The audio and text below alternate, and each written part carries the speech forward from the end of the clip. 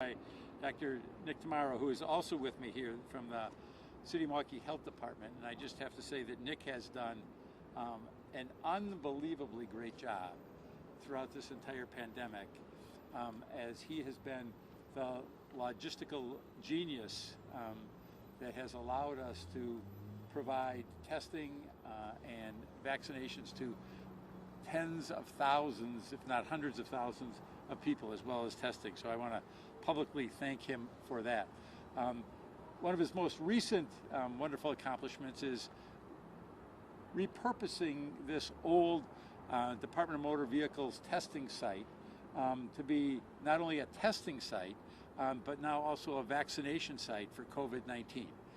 A week ago Monday, it opened up as a drive-through COVID-19 testing site.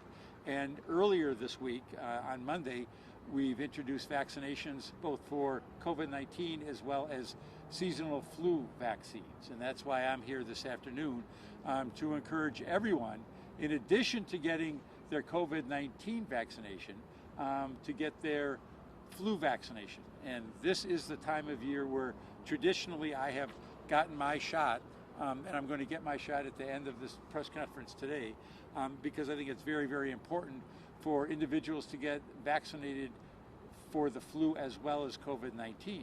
Ironically, last year our flu numbers were relatively low, and I think that was in part, and Dr. Tamaro might want to talk about this if he's asked. So many people were wearing masks, so many people were socially distancing. We just didn't have the transmission of the flu that we see each year. We are concerned this year. We're very concerned this year with more activity, with more public engagement, with more people going out, that we're going to see a significant increase in those numbers from last year. So who should get the flu vaccination? It's important for anyone 6 months or older to get their flu shot. The flu, as many of you know, is a contagious respiratory illness that can affect all people regardless of age, race, or gender. It's especially important if you're among people who are high risk of complications from seasonal influenza. That includes people age 65 or older, pregnant women, people who have chronic illness such as asthma, diabetes, or heart disease.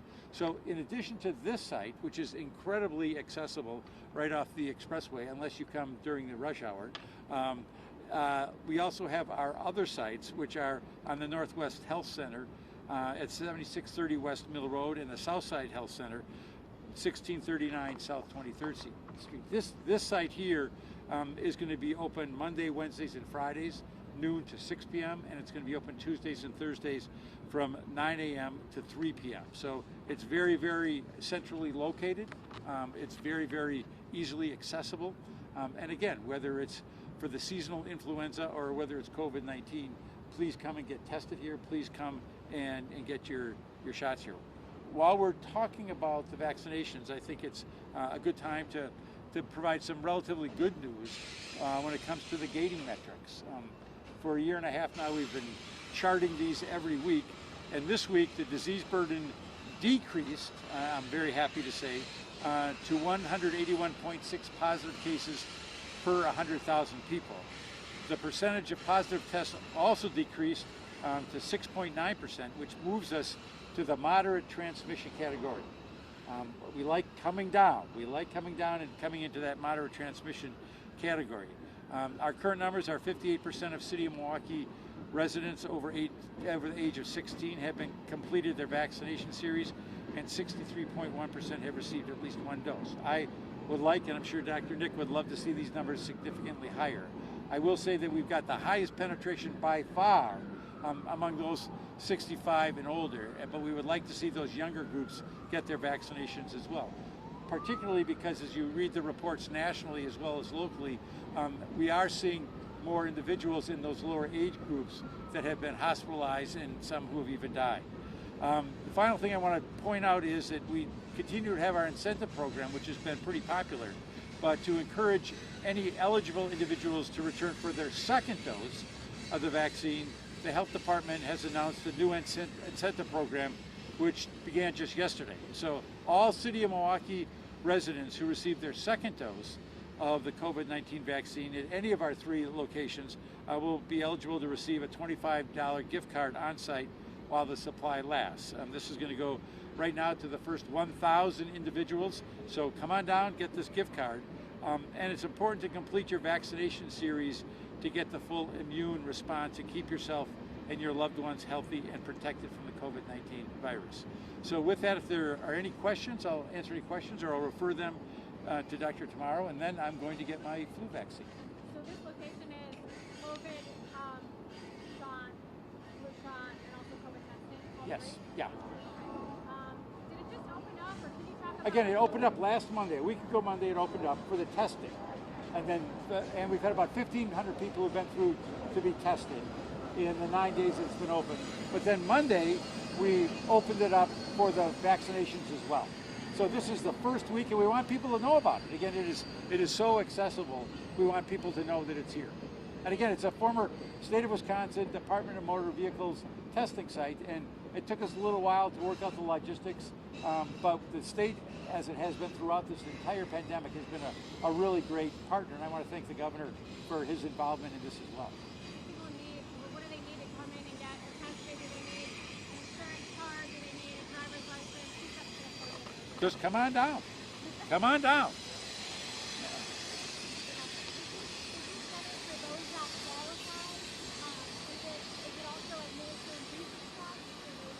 I think it is. Go ahead, Dick. Yeah, thanks, Remember. Right, so we at all three sites now, Northwest Health Center, Southside Health Center, and now this new Menominee Valley sites, we are offering booster shots now. Just to clarify, Pfizer had gone through the full process. You'll note from the FDA approval to this CDC approval down to Wisconsin Department of Health Services. We are waiting Department of Health Services guidelines finalized after the CDC provides their final guidelines to that state level for then us to receive that final go-ahead for Moderna and Johnson & Johnson boosters. I wonder with Major Johnson, if you could tell us a little bit about, I guess, your reaction, what you're hearing from his family, and also how you're thinking about this in a larger context of violence. Well, I'm devastated. It is heartbreaking to see anyone lose their life. It is particularly heartbreaking when you see what happened here. Not only has the family experienced a horrific loss, an unbelievable loss, but the frustration and the anger that comes from not knowing for an extended period of time. So I certainly understand the emotions that go along with this. When I say I understand, I can't say I understand it at the personal level, but I think anybody who would go through something like this would be devastated. And I think what it does is, from law enforcement to our Office of Violence Prevention to our community response, I think we can learn from this. Again, we don't ever want to see anything like this again. But to try to make sure that we are supportive of the family, and that is certainly something that I take very seriously. Follow-up from Allison's question. Have you reached out or been in contact with Carlton Harris, Major's father, or Mallory's family? Any communication between you and them? I have, yeah, and I'll leave it at that. I've had private conversations. Have you heard any additional updates on, the case, what happened? Again, I obviously have been briefed on the case numerous times, and this afternoon I have not gotten any additional information. But the Milwaukee Police Department took this very, very seriously from the moment it was first contacted, and just as the family was frustrated, rightfully so. The police department was frustrated. The community was frustrated. Those who work in violence prevention was frustrated. It's difficult to imagine a more frustrating situation than what we've been through this week. Is there lessons that the city can learn? Oh, I think the support lessons are important to make sure that there's support there for the family. I think part of the challenge is when it's a law enforcement matter, and the police are trying to gather information, that sometimes hampers their ability to share information, and I don't know specifically what that would have been in this case, but I do know that Chief Norman and the men and women who work for the police department were trying to do everything they could do. I will say one of the things that I found heartening in a sense, and again, this is a tragedy, is the community response, and the community response both in terms of being supportive of the family as well as trying to really see what they could do to find Major. So, Okay, thank you. Thank you. So now I got to get a shot.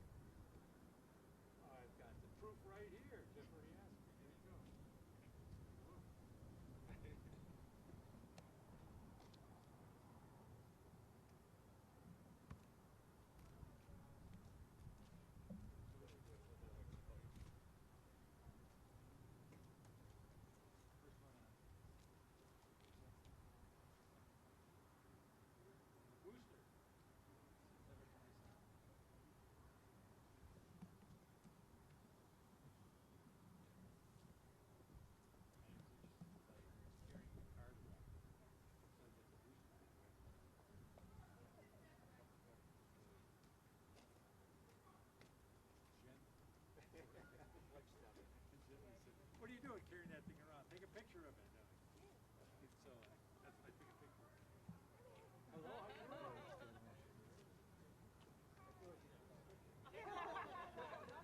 I've been grilled before, but this is a first. This is a first.